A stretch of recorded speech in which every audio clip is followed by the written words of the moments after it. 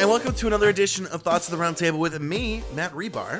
And me, Paul Laux. And there's two very important topics that we have to get to today. So let's start with one that hits very close to home. Paul, that sounds so dire, though, the way you said that. I mean, are they not important topics? It's like those episodes of like any sort of forensic files. Like they were a perfect happy family until they weren't. I love those episodes where they're like, did the husband do it? And then it zooms in on the husband's face, and you're like, yeah, the husband definitely did it. Like every time they're like, and he was a suspect. It's immediately that person. They're like, and they found blood in his car. Ooh, doesn't look good. Really, go ahead. Those episodes you can figure out in literally the first 3 seconds. Literally the first couple minutes at least. I know. I mean, 80% of the time, it's someone close to the victim. I mean, seriously. But speaking of that personal topic close to home, Paul, share with us what happened recently. Well, earlier this year, I had a little bit of spare time thanks to COVID, so I did something that I've always wanted to do, and I wrote a book. And let's start with the name of the book and give us a quick synopsis.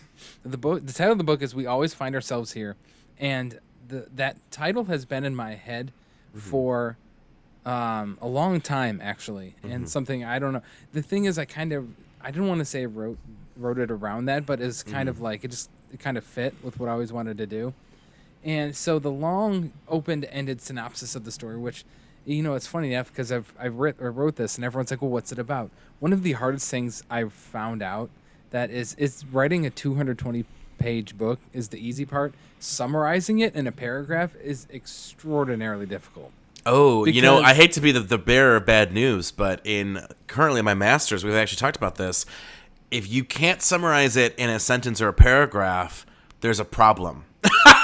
So not to get you problematic, but the concept there is when it comes to theme and subject, you should be able to try and narrow it down. I mean, but it is hard, especially when... I think that, I kind of disagree with that a little bit, because when you write these things, you're so long-winded because of the nature of what it is. And then someone asks you to... That's some bad advice, man. I'm going to tell you right now. That's some bad advice. I mean, think of it what kind this. Of school you going to? What's the theme of Harry Potter? Yeah, but no, okay, listen. But to say something is wrong, that's just offensive. No, I wouldn't say that it's wrong. It's more of that good stories are able to be watered down. I disagree much. To a good sentence or paragraph. I'm not saying that I necessarily believe in that, but it is a challenge as a writer. I'm always trying to find quick ways to say this is the concept. So for example, when I tell people about Thoughts of the Round Table, I go, me and Paul, we talk, we do some advice and news, we have specials, we bring on guests, and audio documentaries. And that's the sentence to describe Thoughts of the Round Table. Or the other sitcom I do, or the other podcast I do is a sitcom podcast, Non-Denominational. And for that, I say it is a workplace-style dysfunctional comedy that takes place at a church. And that's your intro. That is kind of the summary a little bit. So fine, it's a story about a dude who wants to do something else. Bing bang boom. There you go. See, that's a sentence. You did it. You just want your sentence to sound real pretty, but in reality, you can just water it down to it's about an existential crisis that a man has, and going through it and what he does after. What's funny is I wrote it while having an existential crisis. So that was my first question, because when I read the initial draft, it felt eerily like a version of you. It was, and it was kind of what I was going through at the time, in a way, because I wrote it when, we were low on work because of, COVID and everything. And so it kind of came out that way. I always kind of had the idea for something like this in my head, but the way it turned out just kind of more reflected what was going on. We never really summarized. Basically, it's a dude who basically has an existential crisis and changes his life and follows one of the dreams he's always wanted to do. So that's the gist. I guess I can write a sentence. Fine. You happy now? I am so happy. But I guess one thing too, I think some writers hate writing when they feel like they are the story a little bit. Did you find that to be difficult or make it easy in this process? I don't know if it really, I don't know why they would feel bad writing. I mean, let's be honest. I'm not some, let's take it back a little bit and rewind. I'm not some, classically trained writer or anything. I just kind of did this on a whim and what I wanted to do. Mm-hmm. So I don't really know, if that's a good thing to be invested in it personally or not. I really, truly don't. it never bothered me personally that it was. I don't know if that's the right thing or not, but it never really. It made it a little bit easier. I'll say that. Interesting. Because for me, when I have written projects in books, whatever, the more personal it is, the more like of an emotional attachment, the harder it is, the more nostalgic it is, And so that's just interesting that you're kind of able to kind of disconnect from it a bit. It's funny how, obviously I'm the one who came up with all these people in the book and all the characters, but you can relate to ones and then you can also not relate to other ones. It's like Absolutely. they're both in your head, but one you relate to and one you don't. And it's like, how do you not relate to something you literally created? That was something that really was odd I to think me that's when I was doing it. super. I was like, it's so unusual. I don't think that's unusual at all. I mean, an example that always comes up in my work is in the final book of this one series I wrote, there's some really dark, twisted, evil characters, and like the one guy is a pedophile, and I don't relate to him at all. You know what I mean? Because it's like I'm not drawn to what he is into, obviously. But, his mindset and how he acts and reacts, like I don't relate to it. But, as a writer, we're sometimes called to go to places that we have to kind of create. And I think some writers shy away from doing that. Like there are some writers who are good writers, but it's always like happy times. Like, oh, I don't like to kill people. Oh, I don't like to, have big, sad scenes. I like to keep things light. And sometimes it's like, no, you got to have bad, the bad thing needs to happen. That's what the story needs, right? So, What's like, ironic? Go ahead. Is that I was never, it's a fictional piece, but I've never really been a fan of reading fiction. I always read like memoirs and like Interesting. biographies and stuff. Like that's kind of my jam personally when I read. Fiction is not usually anything I ever really reach towards. But for some reason, I decided to do it this time. So I don't know. I will say, now that you've told me that, I think that really explains the thought process you had going into this book. Because to me, it does read almost like a memoir, almost like diary, almost like, that area, which I think is obviously like it kind of does read like that, doesn't it? Now that they say it does. Because you have a lot of exposition. You have a lot of, I remember one of my things when I first read it, I was like, oh, there's not like a lot of dialogue. Like it took a while to get to some dialogue, which I think was different for me because I'm kind of used to books having that dialogue be right in the top. So I think that explains why it's written like that because of your background. Yeah.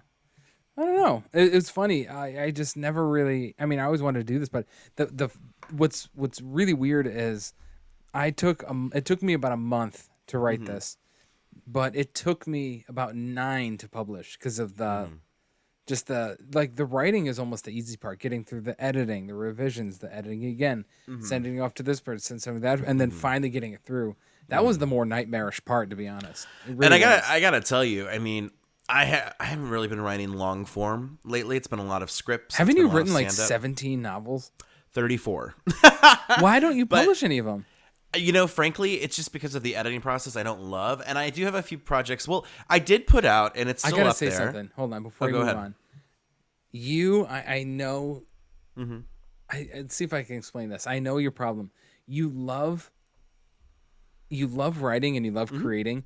You despise tweaking. You despise the final little tweaks. You absolutely I would agree with that a little bit. I think it's the creation that I love the most, and like the business and the editing and the tweaking and like the debates of people saying, well, why did you create it like this? And it's like, because I just did. Don't you ever want to like release it into the wild? Well, I was getting there. So I did release in 2019, I turned 2 of my books into audiobook podcasts. So they're currently up there, and if you want to find them, it's from the library with Matt Rebar. And one is Unconscious Subconscious, one is Dream Realm. And they're both they both actually lean like kind of science fiction, fantasy, action, mystery. So those are the 2 pieces. And I'm actually going to, I don't want to say too much about this because this is still under development, but I wrote a fun little like mystery last March, April when quarantine was like at its strictest and I had really nothing to do. So I want to turn that, I think, into an audiobook piece as well. You know what one of the most interesting questions I ever got though when I told people I wrote a book was, and it was one of the only questions I didn't really have an answer for, is someone asked me, they said, what reading level is it? I was like, have you ever put put it through? You can actually go some word check like online, you could put your book through and see what reading level it is. Really? And mine usually come up 11th to 12th grade. Really?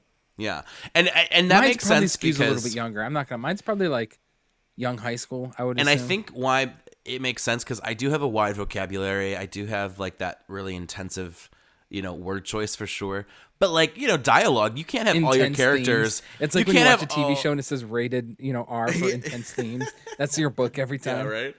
But like, I think why it skews 11, 12 is because like you can't have every character like some like vocabulary genius. Like you have to have some characters who are like a little like, yeah, that's cool, man. I'm not gonna lie. I hate when people write like that. Like they're just like almost showing off their vocabulary.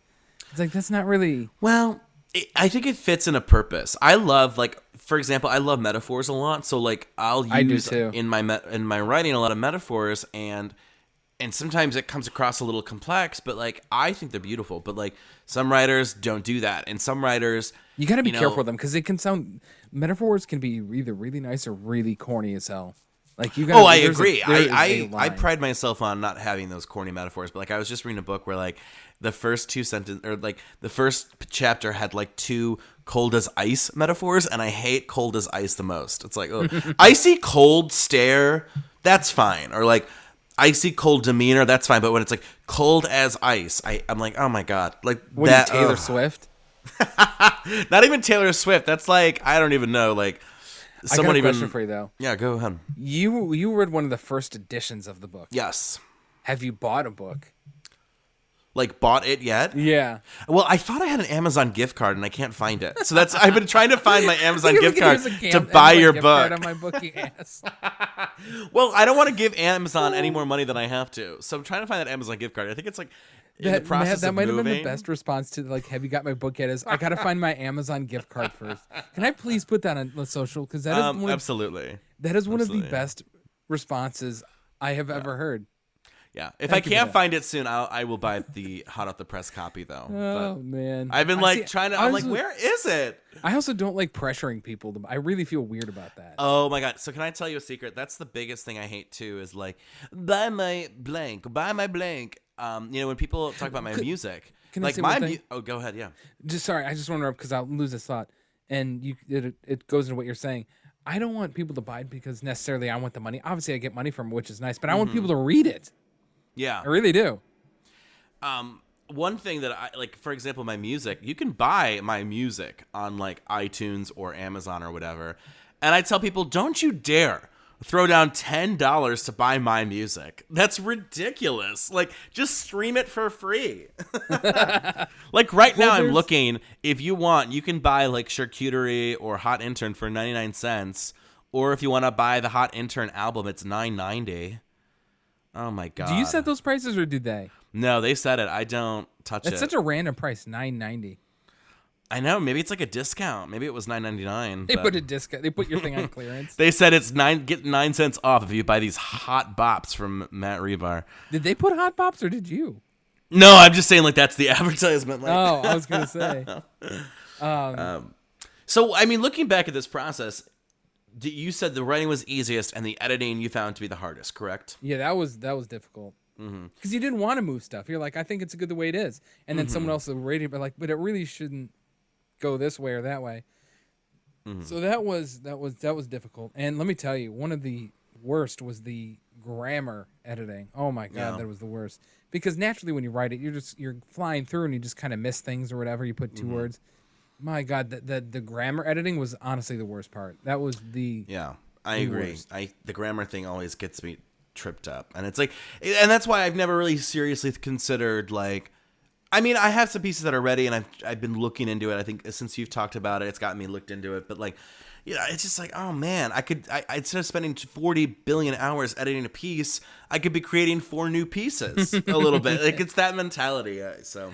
I do have some news though. I have written a kids book, believe it or not. Oh, and that is in the works. Still, we're getting working on some illustrations for that, and that should be out. I'm also in development of number 2, the second book. That's awesome. Look at you, Mr. Inspirational. I know. Looking back in this first book, is there anything that you would change at this point in time? Like if you had the ability to change something in that book, Or do you feel pretty good about it? You feel like you'd stand where you're at? I feel like I'd probably stay with it. I really do. Is it perfect? No, it's not. But I mean, I'm proud of it the way it was, the way it came out, and I don't really think I would maybe just add a couple things here and there, but really the bones of it was pretty good, and I'm pretty happy with how it came out. It's kind of like your baby almost. It really is. Like when you're done with these things. I mean, you created a million things. You know what that's like. It's like your child. You know, I'm always when it's Like, been are they a released in the little world. cross-eyed? Yeah, but they're okay. I think when I can look back at some of my pieces though and tell you this is what I wish I had done differently. But I mean, if I think if you are in a position where you're like, nope, I think we're all good. That's the beauty. That's kind of what you want, right? Yeah, and I don't know. I've never liked to play Monday morning quarterback with anything I've done really. Like I said, are there things I could fix in it? Yeah, but I don't know. I just the way it flowed out so well. I think that's a testament to what it was, and I don't think I would change all that much, to be honest. And do you think that this book helped change you in any way? Yeah, it did. It made me realize, because honestly, I always wanted to write something, and I was like, well, that's psychotic. I'll never be able to do that. And now that I did and went through the process, it's like, it kind of almost was a work of like inspiration for myself too, knowing that like I can do this kind of stuff. I can do it again, and people are going to like it. And, you know, you're not some, you know, because in your head, you're like, well, I'm not a writer. I'm just some moron putting some words on a page. But now you kind of do it. And now it's like, well, you do it again and then get better and better. And then it kind of almost opened up a new like field for me to look into, a new path for me to look into. So it was definitely therapeutic, that's for sure, to write it. Because it was so centered to kind of around what I was going around at the time that it was very just, it felt good just to write a lot of it. So it's kind of a weird thing that it's a part of, it was written during a part of my life that was pretty terrible, really. Like it was a pretty terrible time of the year and everything, but so it's always going to have that weird stain of a memory, but it's nice. It's a nice little memento too from everything from last year too. So I'm glad I did it. I'm glad it came out the way it did. Oh, I had a question that I wanted to follow up with you in there, but I think I lost it. Ooh, where was it? Oh, you know, I think the book, you know, especially at least in the beginning, it feels really sad. At least the draft that I read. I'll tell you this. That is probably the fourth or fifth time someone's like, they texted me and they're like, hey, I read your prologue in chapter 1. They're like, God damn, this thing is sad. I'm like, I didn't mean it to be like that though. Like, I get it, but. Do you think, I mean, you know, I don't think of you as a sad person. Do you think that was a challenge, or was that just did that come naturally, having that beginning piece be so, I mean, in my opinion, sad? I'll have to read it. I actually haven't read it in a few months. I'll have to read it again. But I guess looking back, like, I guess I was kind of bummed out because obviously I wrote it and I wrote kind of like, you know, what was in my head at the time, but I've never really felt that it was super sad at any time. So, I mean, I did it. I'll say this. I didn't mean it to be as depressing as I guess it kind of came across. And I guess that's my fault a little bit. Maybe I should have worked on that.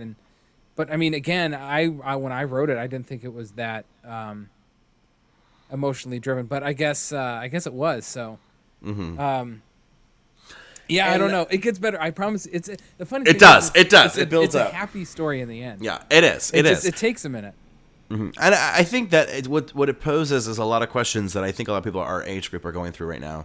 You know, with existentialism and purpose and what am I doing with my life? And I mean, these are big questions and they're not easily happy. You have to kind of find the happiness in there a little bit.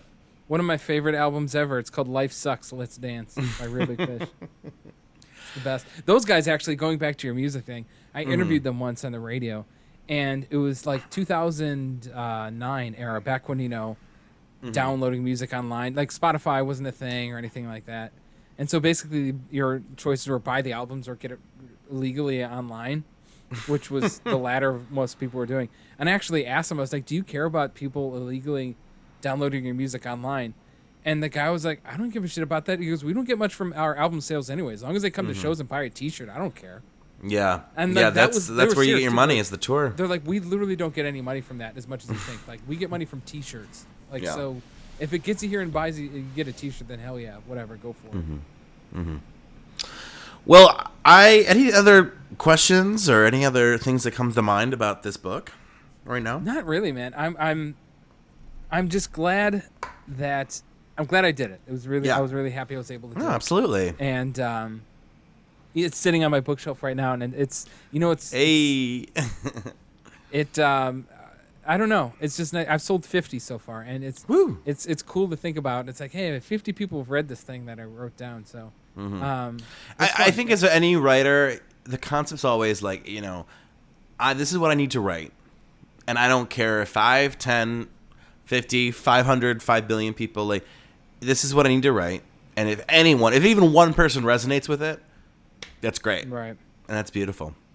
Well, we've kind of talked a bit. Why don't we save the second thing we're going to talk about for next time?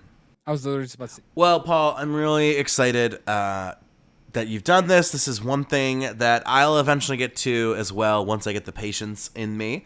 But thank you so much for talking about this book. And Thank give you, sir. one more. Let people know where they can find it. it's on Amazon only. It's called We Always Find Ourselves Here. My name is Paul Laux, Laux. You can find it there. Go ahead, pick it up. Let me know what you think. Tweet at me and tell me how much it sucks. Thank you. At Chops Radio. Let him know if it's too sad. All right. Well, it's been a great special edition of Thoughts of the Round Table, and we'll talk to you next time. Later. Bye.